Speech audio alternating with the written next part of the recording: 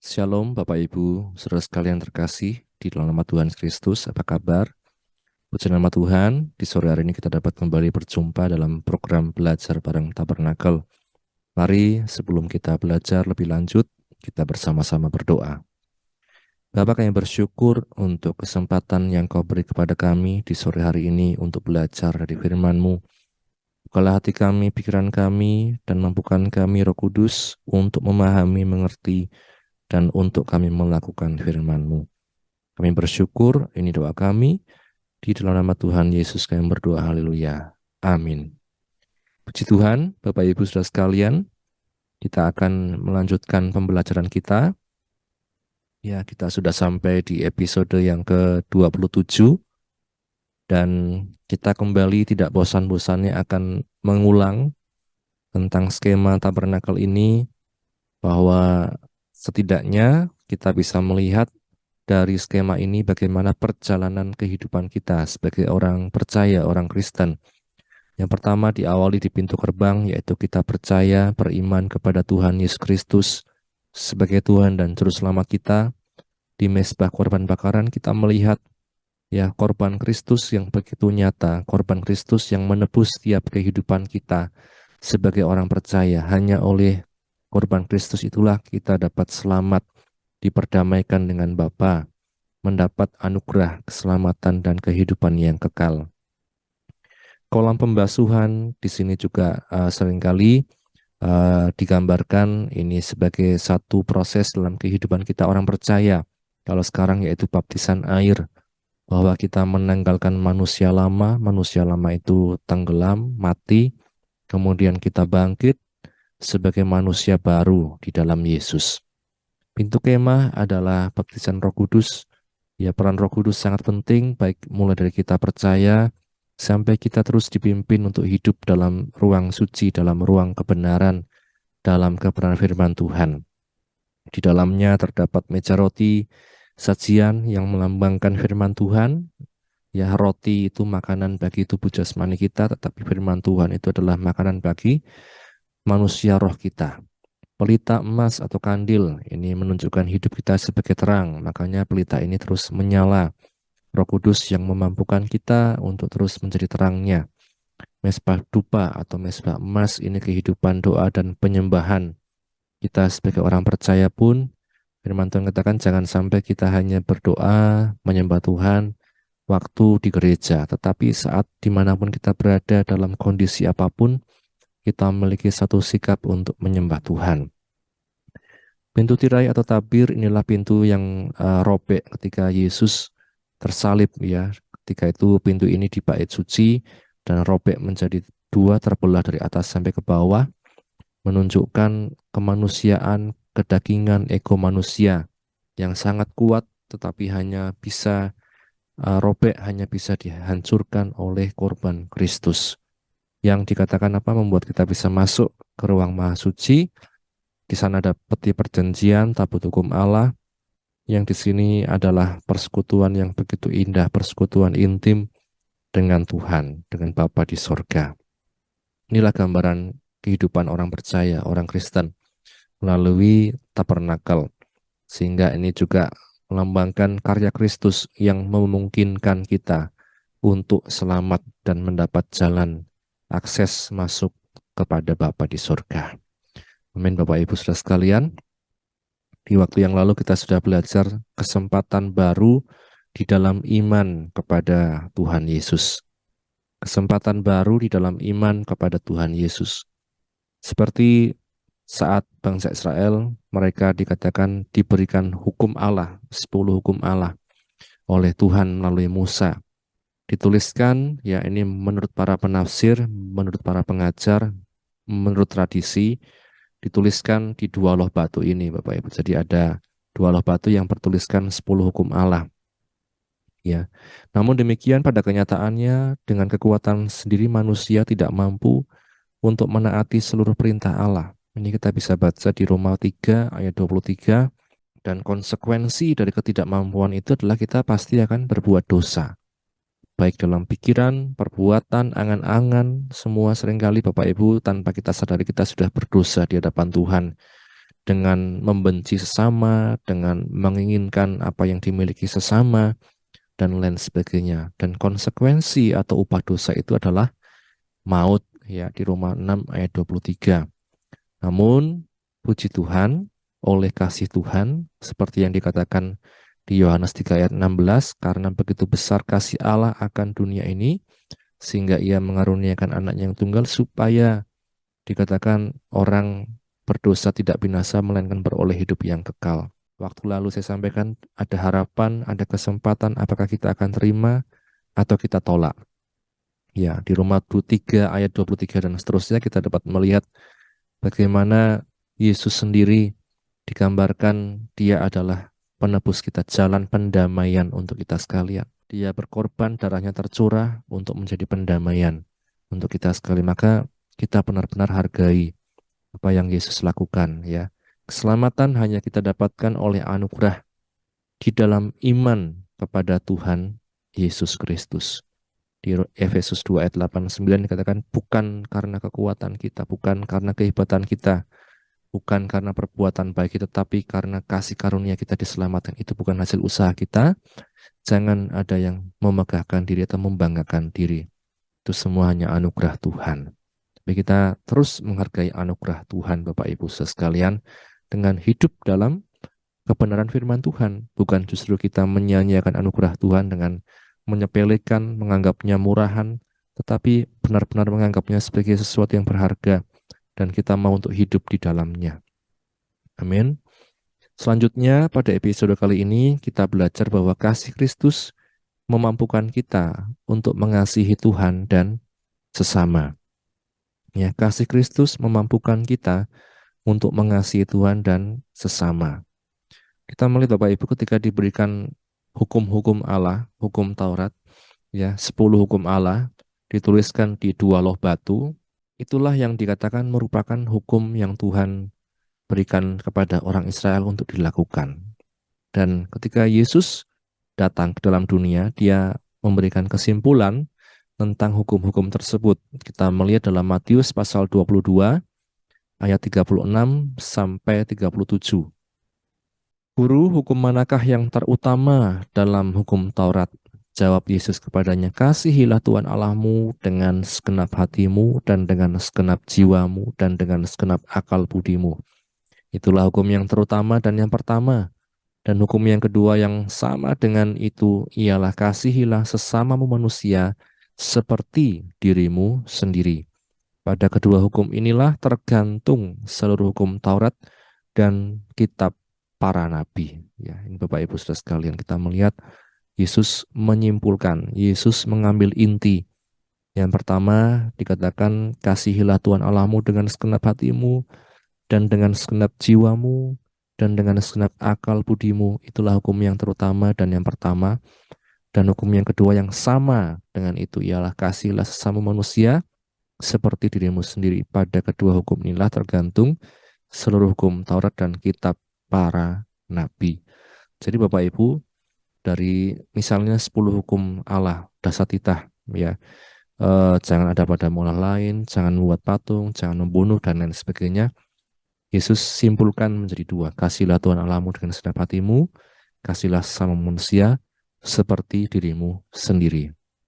Ini Bapak Ibu sekalian yang menjadi inti dari seluruh hukum Taurat. Ya, pada kedua hukum tersebut dikatakan Yesus tergantung seluruh hukum Taurat, isi hukum tersebut. Ya, mengasihi Tuhan artinya tidak dapat dipisahkan dari mengasihi sesama manusia. Ya, seringkali Bapak Ibu sekalian kita berpikir kalau orang sudah mengasihi Tuhan, dia setia beribadah, dia taat baca firman Tuhan, dia bayar perpuluhan, kemudian dia pujian penyembahan tiap hari. Kemudian kadang orang merasa, wah saya sudah eksklusif, saya sudah merasa suci, saya merasa yang paling tinggi level rohaninya dan lain sebagainya. Akhirnya dia merasa manusia lain itu tidak selevel, apalagi manusia yang jahat, manusia yang berdosa, manusia yang dia anggap tidak selevel dengan dia, yang dia anggap tidak sebaik dia, dan lain sebagainya. Padahal kalau kita melihat kedua hukum tersebut, Bapak Ibu Saudara sekalian, mengasihi Tuhan itu tidak dapat dipisahkan dari mengasihi sesama manusia. Ya, Mengasihi Tuhan tidak dapat dipisahkan dari mengasihi sesama manusia. Maka kalau kita bertanya ya kepada diri kita sendiri apa arti mengasihi Tuhan? Artinya ya sama juga dengan mengasihi sesama kita. Ya. Artinya bagaimana cara kita mengasihi sesama kita? Ya, kita mengasihi Tuhan, kita tahu apa yang firman Tuhan katakan tentang sesama, kita mengasihi sesama manusia. Bagaimana kita mengasihi Tuhan? Ya, kita lihat sesama kita, apakah kita mengasihi sesama kita, manusia. Ya, Bapak Ibu, maka saya katakan tidak dapat dipisahkan kedua hal ini tentang mengasihi. Ya. Nah, selanjutnya yang menjadi pertanyaan, ini juga yang ditanyakan oleh seseorang kepada Yesus, yaitu siapakah sesamaku manusia?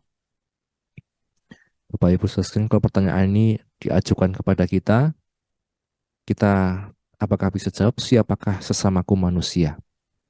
Secara umum, secara pengetahuan kita akan jawab semua yang adalah manusia adalah sesamaku manusia. Tetapi pada prakteknya, Bapak Ibu sekalian, kita tidak merasa bahwa semua manusia itu sesama manusia. Contohnya siapa? Kalau dalam Lukas pasal 10 ini kita melihat ada perumpamaan tentang orang Samaria yang baik hati, ya. Digambarkan, ya, kita baca saja Lukas pasal yang ke-10. Lukas pasal 10 mulai ayat 29 dikatakan, tetapi untuk membenarkan dirinya orang itu berkata kepada Yesus, dan siapakah sesamaku manusia? Jawab Yesus, adalah seorang yang turun dari Yerusalem ke Yeriko. Ia jatuh ke tangan penyamun-penyamun yang bukan saja merampoknya habis-habisan, tetapi yang juga memukulnya dan yang sesudah itu pergi meninggalkannya setengah mati. Kebetulan ada seorang imam turun melalui jalan itu. Ia melihat orang itu, tetapi ia melewatinya dari seberang jalan. Demikian juga seorang Lewi datang ke tempat itu. Ketika ia melihat orang itu, ia melewatinya dari seberang jalan. Lalu datanglah seorang Samaria yang sedang dalam perjalanan ke tempat itu, dan ketika ia melihat orang itu, tergeraklah hatinya oleh belas kasihan. Ia pergi kepadanya, lalu membalut luka-lukanya, sesudah ia menyiraminya dengan minyak dan anggur. Kemudian ia menaikkan orang itu ke atas keledai tunggangannya sendiri, lalu membawanya ke tempat penginapan dan merawatnya. Keesokan harinya ia menyerahkan 2 dinar kepada pemilik penginapan itu, katanya, rawatlah dia, dan jika kau belanjakan lebih dari ini, aku akan menggantinya waktu aku akan kembali. Siapakah di antara ketiga orang ini menurut pendapatmu adalah sesama manusia dari orang yang jatuh ke tangan penyamun itu? Jawab orang itu, orang yang telah menunjukkan belas kasihan kepadanya. Kata Yesus kepadanya, pergilah dan perbuatlah demikian. Ya. Bapak Ibu sudah sekalian, kisah tentang orang Samaria yang baik hati ini seringkali ya kita baca, mungkin bisa juga digunakan kalau dulu sering digunakan sebagai cerita dalam drama Natal atau hari-hari besar lain ya, menunjukkan kasih kepada sesama manusia. Yang mana cerita ini terus relevan sampai sekarang karena memang kita, kalau saya katakan, terus belajar untuk mengenal sesama kita manusia sampai kita mati, Bapak Ibu. Kita akan terus belajar mengenai hal ini. Kita lihat contohnya tadi ya. Ini katakan ada seorang yang terluka karena penyamun dari Yerusalem ke Yeriko ya. Kalau tidak salah tadi, turun dari Yerusalem ke Yeriko, jatuh ke tangan penyamun, dihabisi, dilukai, sampai dia terluka parah. Lewatlah seorang imam, ya kita lihat imam besar ya, saya gambarkan besar menunjukkan dia imam. Imam ini adalah satu golongan yang eksklusif, satu golongan yang terpandang, satu golongan yang terus dipercaya untuk memimpin ibadah para imam. Ya.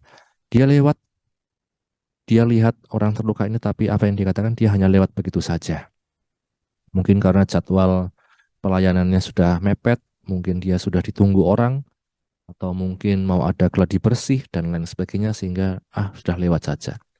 Kemudian lewat juga seorang golongan Lewi. Lewi ini juga orang yang bekerja di rumah ibadah waktu itu ya, menyelenggarakan ibadah, ikut membantu-bantu dan lain sebagainya. Dia juga lewat begitu saja. Dia lihat tapi dia lewat begitu saja, ya. Kemudian yang ketiga dikatakan seorang Samaria yang naik keledai. Tapi di sini unta ya, gambarnya unta. Yang sebenarnya dia naik keledai. Dia melihat kemudian apa? Hatinya tergerak oleh belas kasihan. Bagi orang Israel, Bapak Ibu Saudara sekalian, di masa itu pergaulan dengan orang Samaria adalah pergaulan yang dilarang. Maka Yesus dalam Yohanes pasal 4 ketika dia bercakap-cakap dengan seorang perempuan Samaria itu justru bertanya, "Kenapa engkau bercakap-cakap dengan aku? Padahal aku orang Samaria." Ya, kita lihat saja di Yohanes pasal 4. Ya, Yohanes pasal 4 ayat 9, maka kata perempuan Samaria itu kepadanya, "Masakan engkau seorang Yahudi minta minum kepadaku seorang Samaria? Sebab orang Yahudi tidak bergaul dengan orang Samaria." Ya. Karena apa? Dalam sejarahnya orang Samaria ini dianggap sebagai orang campuran, ya, tidak Israel murni, tidak Yahudi sejati, karena mereka sudah bercampur dengan bangsa-bangsa lain. Nah, sehingga ketika Yesus bercakap-cakap, justru orang Samaria ini tanya, "Loh, engkau kok mau bercakap-cakap dengan aku?" Padahal dikatakan orang lain tidak mau, apalagi orang Yahudi. Di sini Bapak Ibu, orang Samaria ini pun tentu memikirkan hal yang sama. Dia bisa berpikir selama ini orang Yahudi tidak mau menganggap kami sama dengan mereka. Untuk apa saya tolong? Ya, tetapi dia tidak memikirkan hal itu, dia mengabaikan itu. Hatinya dikatakan tergerak oleh belas kasihan sehingga dia tolong orang ini. Maka Yesus katakan, siapakah sesama manusia? Ya, dikatakan orang Samaria yang baik hati ini. Bapak Ibu saudara sekalian, berbagai macam status, jabatan, bahkan jabatan-jabatan rohani seringkali membuat kita justru tidak bisa mengenali sesama manusia. Berbagai macam yang kita peroleh, jabatan, harta, pangkat, ya, bahkan status rohani, jadi pelayan Tuhan, jadi hamba Tuhan, seringkali justru membuat kita tidak bisa mengenali sesama kita manusia. Ya, maka saya katakan jangan sampai kita lupa siapa sesama kita manusia. Bahwa ya sesama manusia siapapun itu dikatakan itulah sesama kita manusia. Ya, kalau kita bayangkan Bapak Ibu seperti yang dikatakan Paulus, dia sebagai orang Yahudi membanggakan. Ya, kita baca saja ya.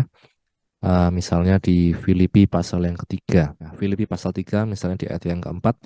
Sekalipun aku juga ada alasan untuk menaruh percaya pada hal-hal lahiriah, jika ada orang lain menyangka dapat menaruh percaya pada hal-hal lahiriah, aku lebih lagi.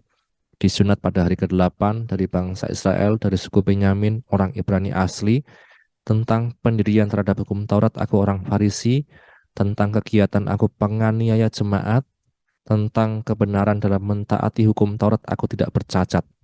Tetapi apa yang dahulu merupakan keuntungan bagiku, sekarang kuanggap rugi karena Kristus. Malahan segala sesuatu kuanggap rugi karena pengenalan akan Kristus Yesus Tuhanku lebih mulia daripada semuanya. Oleh karena dialah aku telah melepaskan semuanya itu dan menganggapnya sampah supaya aku memperoleh Kristus dan berada dalam dia bukan dengan kebenaranku sendiri karena mentaati hukum Taurat, melainkan dengan kebenaran karena kepercayaan kepada Kristus, yaitu kebenaran yang Allah anugerahkan berdasarkan kepercayaan. Firman Tuhan katakan Paulus ini bangga. Ya, dia bisa banggakan disunat pada hari ke-8 dari bangsa Israel, suku Benyamin, orang Ibrani asli, aku orang Farisi. Ini kebanggaan Bapak Ibu sekalian. Nah, maka dia tidak merasa bersalah ketika menyiksa orang yang mengikut jalan Tuhan, orang yang percaya pada Yesus dan lain sebagainya, karena dia bangga. Dia merasa tidak sama, tidak selevel dengan mereka. Nah, tetapi dikatakan apa yang dulu merupakan kebanggaan, sekarang kuanggap rugi karena Kristus. Bahkan segala sesuatu kuanggap rugi karena pengenalanku akan Kristus Yesus melebihi semuanya itu. Nah, maka Bapak Ibu sekalian, seperti kisah tentang orang Samaria yang baik hati ini, jangan sampai status jabatan, bahkan keturunan kita anaknya siapa, kita punya koneksi siapa, membuat kita lupa sesama kita itu siapa. Seperti orang Samaria yang baik hati ini, walaupun dia sering dibully, mungkin sering kali direndahkan, tapi ketika hatinya tergerak oleh belas kasihan, dia menolong orang yang sedang kesusahan itu. Itulah Bapak Ibu saudara sekalian. Mengasihi Tuhan tidak membuat kita menjadi pribadi yang eksklusif atau menganggap yang lain lebih rendah. Ya, seperti yang saya katakan tadi, kita sudah merasa suci, merasa sudah paling benar ibadahnya, merasa sudah paling hebat ya penyembahannya dan lain sebagainya. Kemudian kita bisa merasa yang lain lebih rendah. Oh, kamu kok seperti itu? Mengasihi Tuhan justru membuat kita dikatakan semakin bisa mengasihi sesama, bisa mengenali sesama, bukan semakin tidak kenal sama sesama kita. Nah, maka mengasihi Tuhan semakin menyadarkan kita bahwa kita adalah manusia biasa sama seperti sesama kita. Inilah Bapak Ibu Saudara sekalian ya yang dikatakan sebagai hukum yang Tuhan berikan kepada orang Israel lewat Musa waktu itu dan bagi kita sekarang kepada kita ya melalui apa? Ketika kita percaya pada Tuhan Yesus, artinya kita juga belajar untuk melakukan apa yang Yesus kehendaki dalam kehidupan kita. Termasuk apa? Tentang hukum kasih, mengasihi Tuhan, mengasihi sesama. Jangan sampai kita merasa lebih hebat, merasa eksklusif hanya karena kita mungkin rohaninya merasa lebih keren, lebih hebat. Hanya karena jabatan kita lebih tinggi, hanya karena uang kita lebih banyak. Tapi mari kita belajar untuk semakin hari semakin mengenal siapa Tuhan kita dan siapa sesama kita.